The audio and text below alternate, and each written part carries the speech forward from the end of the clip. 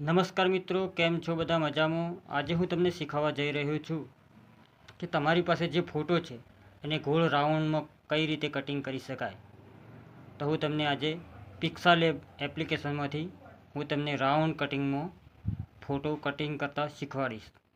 જો તમે મારી ચેનલ પર નવા આવ્યો હતો, ચેનલને સબસ્ક્રાઈબ કરો, લાઈક કરો અને શેર કરવાનું ભૂલતા નહીં. તો ચાલો મિત્રો આપણે પિક્સાલેબ એપ્લિકેશનને ઓપન કરીશું. પિક્સાલેબ એપ્લિકેશન ઓપન કર્યા પછી તમને આ ટાઈપની ફીચર જોવા મળશે. ડિફોલ્ટવાળા એપ્લિકેશન પર ઓકે કરો. હવે ન્યૂ ટેક્સ્ટ ડિલીટ કરવાનું છે. હવે તમારે નીચે કલરમાં જવાનું છે. કલર ચેન્જ કરવા માટે હું તમને તીરના નિશાન વડે બતાવો, એના પર ક્લિક કરવાનું છે. તો અહીંયા ક્લિક કરો. અહીંયા ક્લિક કર્યા પછી કલરનો ઓપ્શન દેખાય છે. હું તીરના નિશાન વડે તમને કલરનો બતાવીશ. કલર પર ઓપ્શન પર ક્લિક કર્યા પછી નીચે જે કલરની લાઈન દેખાય છે એના પર કોઈ પણ એક કલર પસંદ કરો. તો મેં બીજા નંબરનો કલર પસંદ કરી લીધો છે. અને હવે રાઈટના નિશાન પર ક્લિક કરીને બહાર નીકળવાનું છે. હવે તમારે ફોટો લેવાનો છે. તો ફોટો લેવા માટે શું કરવું પડે?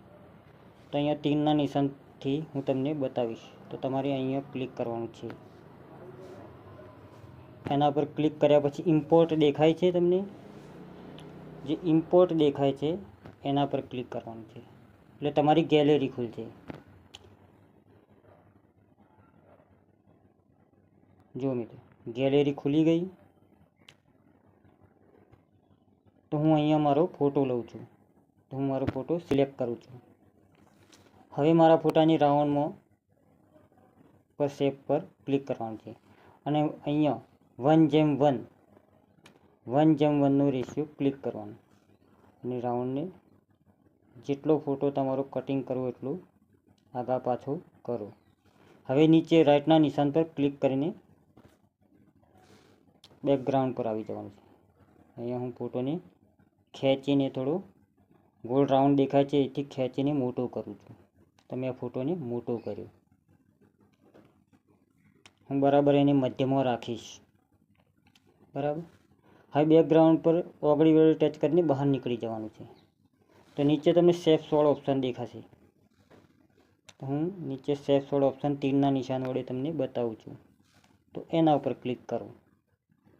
તમે શેપ્સ ઉપર ક્લિક કર્યું. હવે જે તમને ચોરસ ડબ્બો દેખાય છે નીચે, જો તમને ના દેખાતું હોય તો તીરના નિશાન વડે હું તમને બતાવું છું. તો એના ઉપર ક્લિક કરો.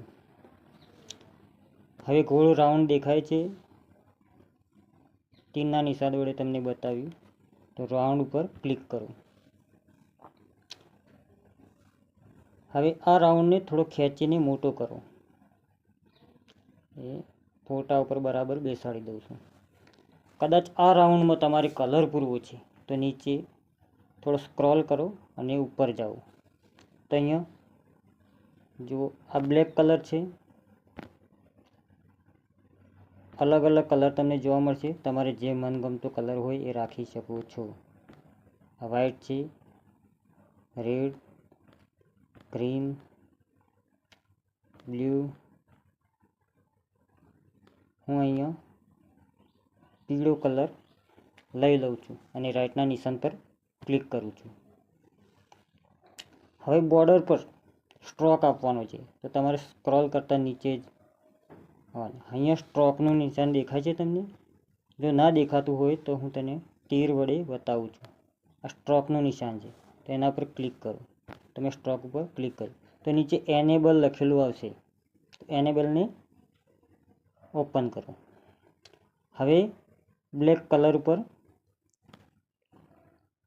ટચ કરો અને જે હવે શેપ આવી ગયો છે.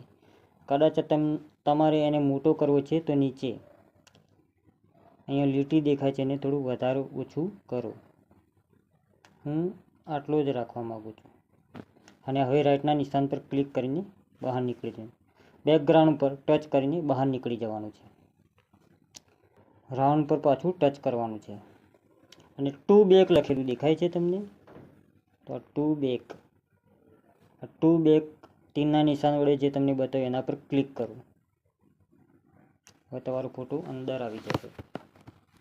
તો તમારો ફોટો હવે તૈયાર છે અને બેકગ્રાઉન્ડ પર ટચ કરીને બહાર નીકળી જવાનું છે.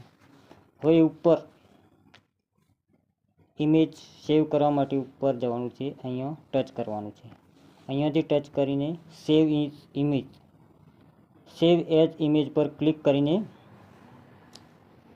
ફોટાની ગેલેરીમાં લઈને સેવ ટુ ગેલેરી પર ક્લિક કરો અને ફોટાની ગેલેરીમાં લઈ લો. તો મેં ફોટાની ગેલેરીમાં, મારી આ ગેલેરી છે, નીચે આલ્બમ લખેલું દેખાય છે, તો એના પર ક્લિક કરું છું અને જે મેં ફોટો સેવ કર્યો તે અંદર આવી ગયો છે.